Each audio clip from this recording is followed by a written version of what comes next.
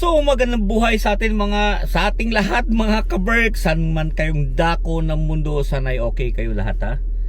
Makulimlim na naman dito sa Manchester. Pero we have no choice mga kabergs. Ngayon ay samahan nyo ako, mamamalengke tayo.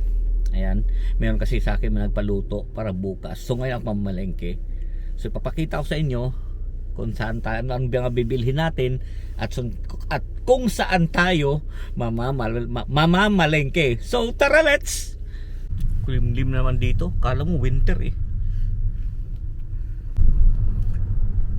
So dito tayo dumaan sa hospital mga kabergs. Sa likod tayo dumaan kasi para bago mamalengke, kasi kung doon tayo sa main road, traffic to, ganun ng oras sa 5. So dito tayo dumaan sa may hospital kung saan nag-work si wifi dito. Yan. So malapit na nga tayo mga kabergs dun sa wing jeep na aking pupuntahan. Doon tayo mamamalengke. Tingnan nyo man yung panahon, no? Makulimlim na naman. So dito na nga tayo mga kabergs sa wing jeep kung saan ako nag-grocery. Ayan, kuha tayo ng trolley na at tayo mamamalengke. So alas 5 na ng hapon dito mga kabergs. Kaya kung ganitong oras na malengke, eh mas maganda pag hapon kasi walang ganong tao, hindi busy rito. So yun, asa nating ilabas ang listahan. So minsan talaga meron akong lista. Yan ngayon ang ating mga bibilhin. Bibili tayo ng syempre oyster sauce, nakalista dyan. Kuha tayo ng oyster sauce. Kuha tayo ng oyster sauce mga kabergs. Ano pa ba ang kailangan natin? Parang yan lang naman. Yan lang, hindi, meron pa. Kuha tayo ng patis na lang din. Kuha lang din ng patis. So ang ginagamit kong panis ito mga kabergs. So ayan, sige, kuha lang yan tayo nyan. Patis. Ito na lang na patis ang kain natin. Tapos kung mayroon pa namang akong ketchup dun sa bahay para sa sweet and sour fish. Ayan, ano to ba?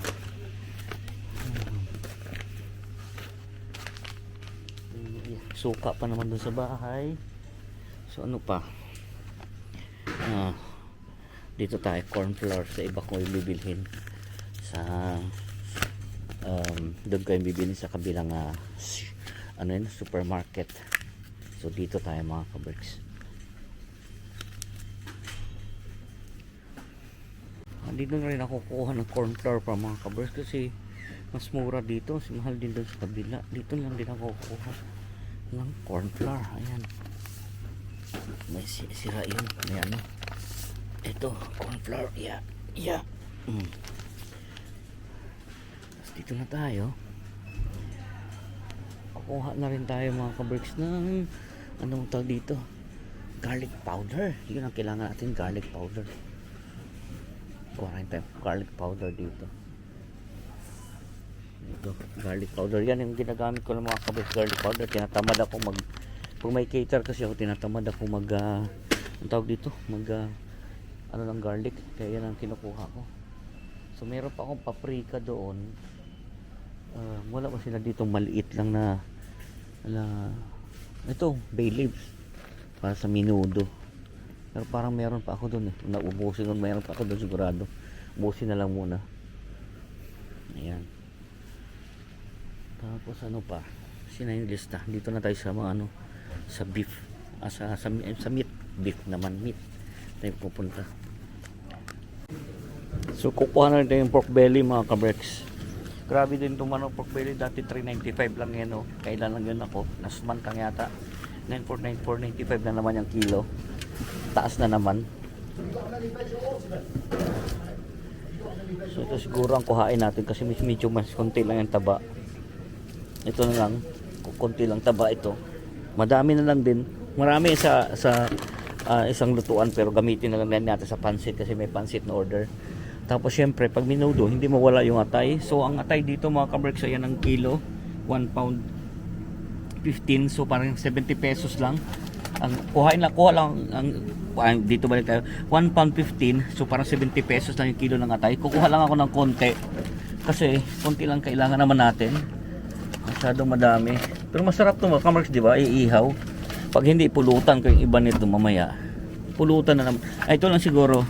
Marami na to. 2 pounds. 2 pounds 56, 2 kilo na. So bali parang 150 pesos, 2 kilo na. Marami na yan mga kaberks.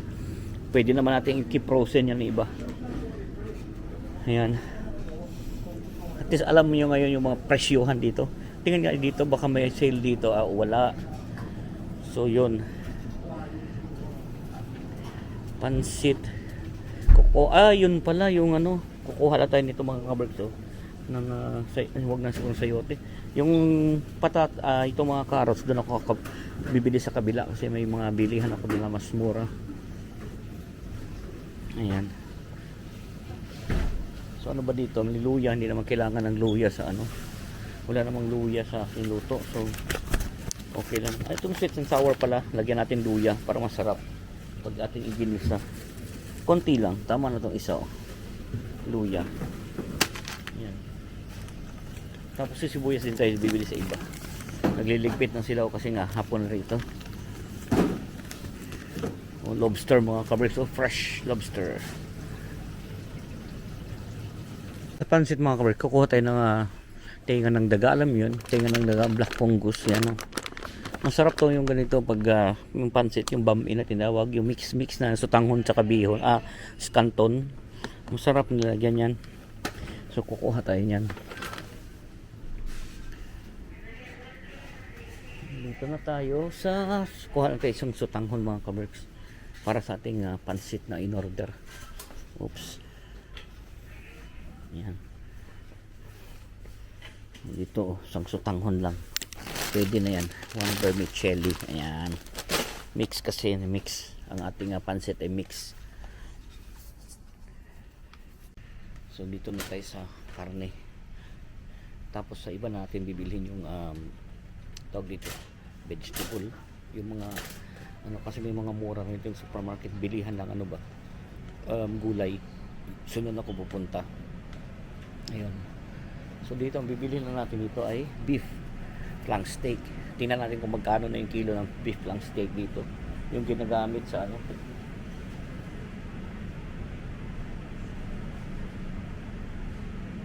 Meron pa dito silang sirloin steak cut na.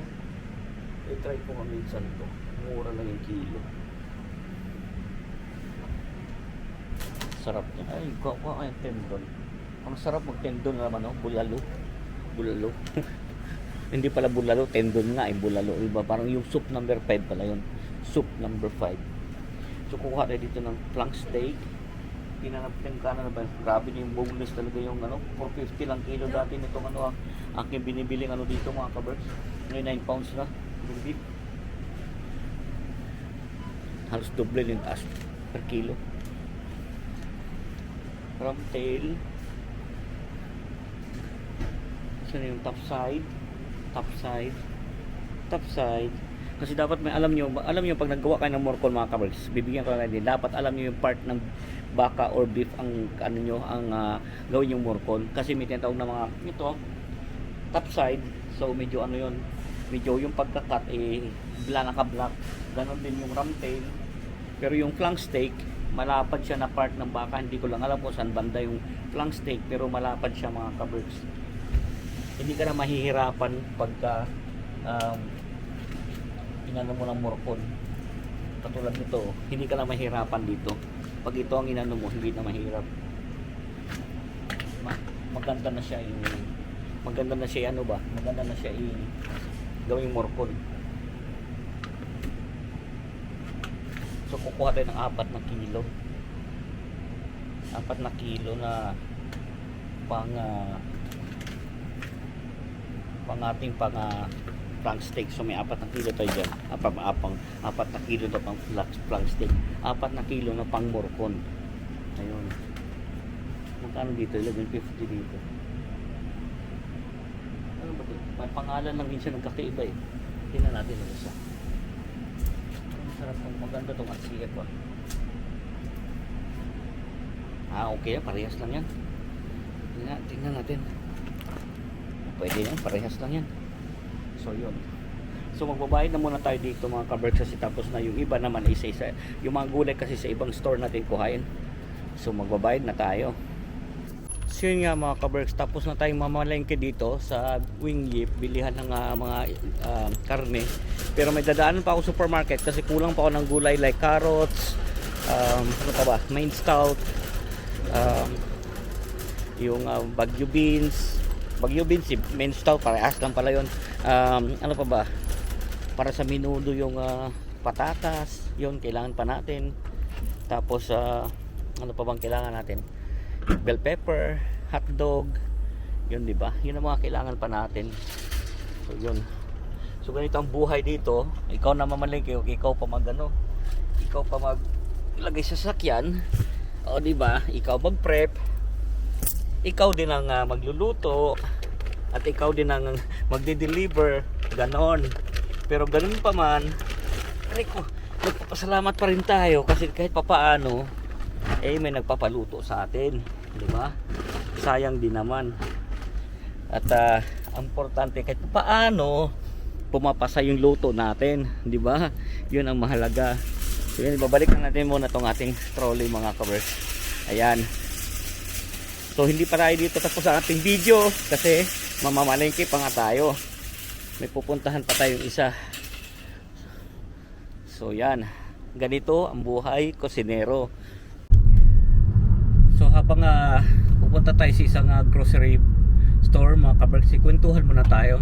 Ayan, alam niyo yun, dapat itong cater na to, kung hindi lang to nakapag-deposit, ika-cancel ko sana kasi yun nga, nasa London pa sana ako, nag-holiday pa sana tayo kasi Monday pa talaga ang balik ko sa trabaho, Friday pa lang dito ngayon. Pero dahil nga sa nagpag-deposit na at saka alam mo yun, parang pangit yung ikaw mag-cancel na ikaw nagluluto. Okay lang yung customer nag-cancel na hindi na tuloy yung party nila, maintindihan mo yun. Pero parang kung ikaw nga mismong caterer mag-cancel, parang hindi maganda. Kaya mas baka wala na magpaluto sa'yo ulit. So ayun, kaya umuwi talaga na lang ako kahapon kahit medyo masarap pa sana ang i-enjoy yung London, di ba? Ayun. So wala tayong choice. Walang choice. Hindi, ano naman talaga, maganda naman talaga kabers na gawin mo yung gawin mong sipagan mo pa pala, di ba? Ano ang lapo ng kwento ko. Hindi, sipagan mo pa kasi nga pag yung mga luto-luto bihira na ngayon. Yun kaya sinisipagan mo lang talaga, yun ang ibig sabihin. Kasi simula ng pandemic, medyo naglaylo yung mga tawag dito, nagkonti yung mga nagpa-party. So hangat may nagpapaluto, pumapasa yung luto ko, magluluto ako. Yun ang aking ayan. Yun nga lang, di ba, katulad yan, dito tayo pumunta. So dito kasi sa pinuntahan natin medyo mura, hindi mura, medyo nagmahal na rin yung mga karne, pero wala naman ibang bilihan dito ng mga karne. So dito lang talagang ang bilihan. And then yung gulay, meron kasi maraming kasi mga grocery store dito na mas may mga mura na gulay. So yun ang pupuntahan mo. Pagka nag-cater ako dito, hindi lang isa ang pupuntahan mo na grocery store, 2, 3 hanggat maaari, kasi kukumpara mo. Kasi kung mag-stick ka lang sa isa ay wala, hindi ka wala kang kikitain kung dun ka lang sa Tsaka syempre yung presyo natin ay medyo friendly price minsan. So at least ang importante sa akin, sa akin is pumapasa. Yun na yung akin. Kasi mahirap kaya mga kaberks i-please yung Filipino when it comes to food. Kasi lahat ng karamihan sa ating mga Filipino, we know how to cook food. At ang isa sa mga Filipino, ang pagkain natin ang pinaka masyadong meticuloso, mga maraming peche-boreche, yun pag tayo nagluluto mga Pilipino, kasi tayo mahilig tayong kumain, so nag-explore tayo ng mga luto. Yung iba dyan, yung mga sa workplace namin, like Chinese, isang sauce, apat na dish. Tayo Pilipino, bawat dish kanya-kanyang taste. So yun, At pag ikaw nagluto, pumasa lang yung luto mo sa nagpaluto sa iyo, ako masaya na ako doon. Ganon. So malapit na tayo sa isa nating pupuntahan mga kaberks. Yan, iputol muna natin ang ating kwentuhan. Mamaya na lang ulit. Pinihitin no. So andito na lang tayo sa loob ng supermarket mga kaberks, sa bilihan ng tao dito, mga gulay na sinasabi ko. Medyo dito medyo matatagal-tagal lang tayo dito kasi hindi ko kabisado dito na supermarket. Yung isang kabisado ko. Ganun kasi minsan pag namili ka. Pero malayo yung out of the way naman yung isa, kaya dito na lang ako mas madali. So kukuha tayo ito pala, yan. Kukuha tayo ng carrots.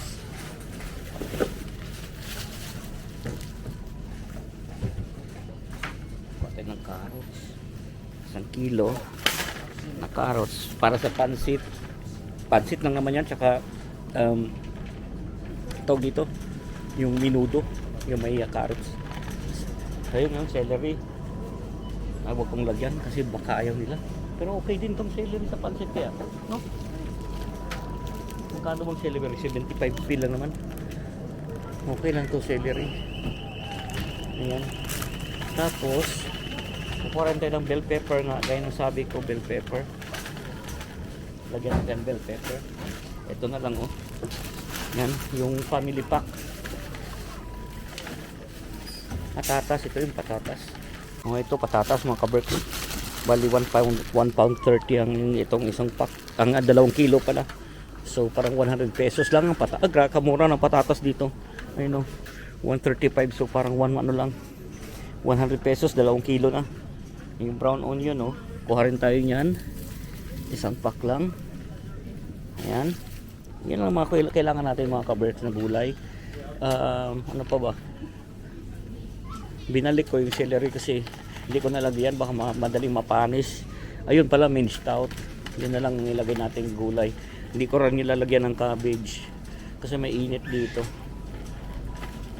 Damihan ko lang ng minced out, spring onion. Yun na lang damihan natin. Dito po tayo minced out dito. Pag walang minced out, beans. Ang mga kabers natin gulay na nabili. Pupunta natin dito. Kuha natin ng hotdog. Hotdog na kuhain natin. Kuha na tayo ng ito pala minced out. Hinahanap po. Kaya pala wala dito eh. Kabila dito na pala hiniwalay nila. Dito sa medyo malamig kasi nga naman madali na masira pag nilalagay sa malamig, ano. Ayan. So yun yung hotdog. Ayun, hotdog ay minced out. Kukuha na tayo ng hotdog. Ayan, ang gulo nating video. Ganun talaga. Pag ikaw nagluluto, ikaw maggrocery, ikaw lahat.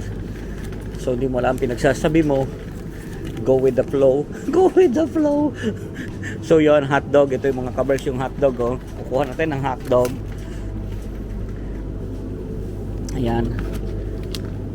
Ito Frankfurters. Kuha tayo yan para sa ating murkon, tsaka sa ating minudo. Ayan, ano pa ba? Meron pa ang cheese sa bahay.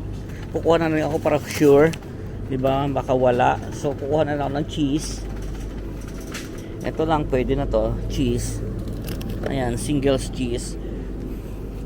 Tapos kukuha tayo ng pineapple slice pang decoration natin sa ating sweet and sour fish. Sweet and sour fish, ang arte. Meron akong pang sweet and sour na doon.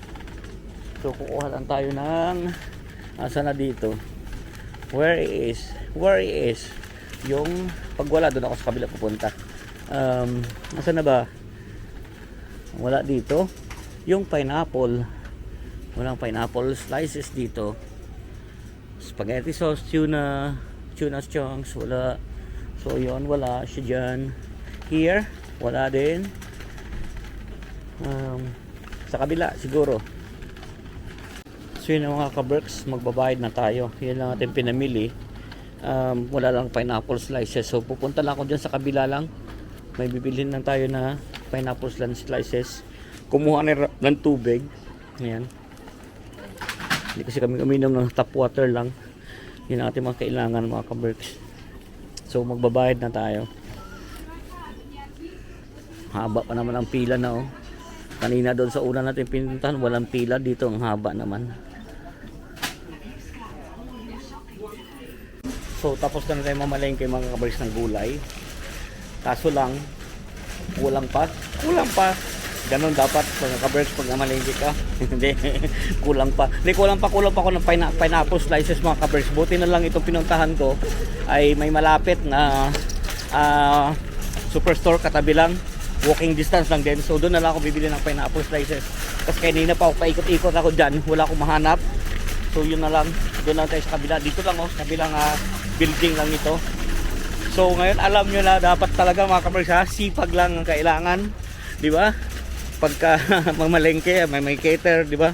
So lahat, sipag lang talaga ang kailangan natin sa buhay, di ba? Bawal naman sa panahon ngayon, bawal ang tamad, di ba? So dito na ako sa sasakyan. So mga kabarks, ilagay na natin ating ano dun sa ating sasakyan. So gaya nga ng sabi ko, walking distance lang itong bilihan natin ng ano, ng tawag nun, pineapple slice, kasi wala ka dekorasyon ng ating ano, sweet and sour fish pag di natin nilagyan. Kailangan natin lagyan. O di ba, walking distance lang, malapit lang. Yan. Sarado na rin yung mga karamihan ng mga shops dito. Alas 6 pala ng gabi, wala na rito mga kabarks. Itong supermarket hanggang alas 10, pero yung mga shop sarado na ng alas 5. Ganon dito. So dito tayo papasok pa tayo sa isa na supermarket para kumuha lang ng pineapple slices. Hindi para naman medyo maganda tingnan ng ating sweet and sour fish pag merong ang tawag dito, merong pineapple slices. O di ba? Baka pag pineapple slices lang di pa natin masabi, no. Dito madalas ako dati dito mag-grocery. Pero ngayon na may malapit sa amin, doon lang sa amin, parehas lang naman, hindi naman nagkakalayo ng presyo. Ayun. Marami rin yung option dito, kaso nga lang nung mga ano na, may mayroon din sila malapit sa amin, ay doon na lang walking distance. Ito pag pwede walking distance ko, pero abutin ka lang 30 minutes dito mga kabarks. Dito sa ano, pag dito ka naman nag-grocery at nag-walk.